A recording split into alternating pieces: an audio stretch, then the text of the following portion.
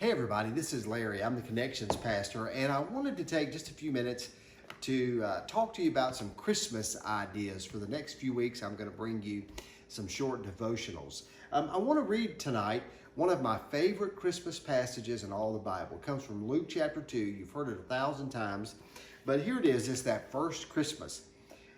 In those days, Luke chapter 2. In those days, a decree went out from Caesar Augustus that the whole empire should be registered. And so everyone went to be registered, each to his own town. And Joseph also went up from the town of Nazareth in Galilee to Judea, the city of David, which is called Bethlehem, because he was of the house and the family line of David, to be registered along with Mary, who was engaged to him, and she was pregnant. And while they were there, the time came, I love that phrase, the time came for her to give birth. And she gave birth to her firstborn son, and they wrapped him snugly in a cloth and laid him in a feeding trough because there was no room for them in the lodging place. Now, you think about that first Christmas, my mind goes back several years ago when Tuesday and I first lived in Savannah, Georgia. I remember one evening I stopped by, it was during the holiday season, and I stopped by to visit one of our elders, a really good friend. And we started talking about the holiday season, Thanksgiving and Christmas, and how a lot of, we jokingly called it dysfunction, a lot of drama that goes on in families during the holiday season. And, it wasn't unlike the very first Christmas when Jesus was born. The Bible tells us that there was a lot of activity going on, and Joseph and young Mary were making their way back to his hometown. And there were a lot of players in this whole event. You had Joseph and Mary, you had the shepherds, you had the innkeeper, you were later going to have the wise men. There were a lot of things going on. And Mary and Joseph were trying to find a place to stay for the night. And people kept turning them away. They would say, there's no room here. We don't have a place for you. And so being a young pregnant woman and a firstborn child about to be born, they were really concerned. Well, they finally made their way, the Bible tells us, to a place where, he's called the innkeeper in the Bible. And he said, we don't have any room here either. There's no place for you. But I tend to think he was a good guy because he said, you know what, we don't have any room here in the nice hotel, in the good rooms, but back over there, we have, a spot for you in the back of the house, in the back of the motel, back over in the corner somewhere. And so that's where Jesus was born, back in a corner, back in a kind of a stable, really. And it's a reminder that to you and me that sometimes Jesus shows up in the most unexpected places.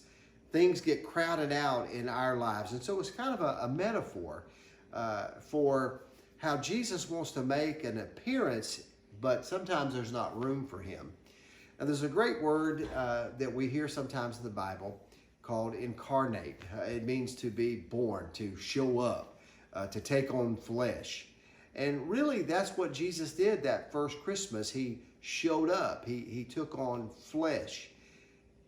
But we remind ourselves that they didn't have room for him.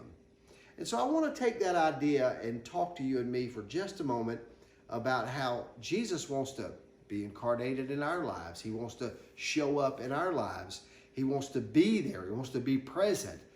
But sometimes we just don't have any room for him. Our lives are so crowded with so many other things that Jesus can't really show up. I heard somebody not too long ago in a conversation with me, and they were talking about two of the great struggles that they have in their lives, the things that seem to take over. And here they are. The first one, is unforgiveness.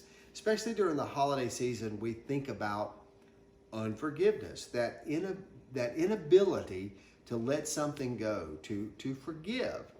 And so Jesus says, I want to make room in your life, but there's so much unforgiveness there. It kind of crowds me out. And so during this holiday season, it'd be a great time to think about, just letting some things go, letting some bitterness go, letting some unforgiving spirits go, some unforgiving attitudes. It doesn't mean that you just say, okay, well, that person hurt me or that event hurt me and I'm just going to let it go. Really, it just says, you know what? I'm going to stop letting that take the place that Jesus wants to have in my life. And so during this holiday season, we can let some things go. We can forgive. We can release.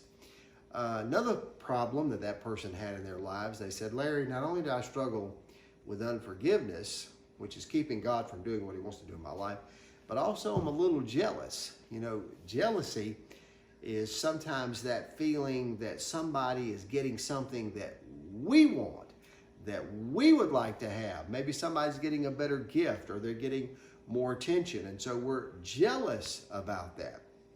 And Jesus would say to us tonight, you know, if we're so focused on what other people might be getting, whether it's gifts or attention or a place of prominence, Jesus says, I can't really show up in your life there either. So during the holiday season, I want us to think along the lines of letting something go so that Jesus can show up. That room, you know, we don't want to put Jesus in the back of the house. We want to put him in the front.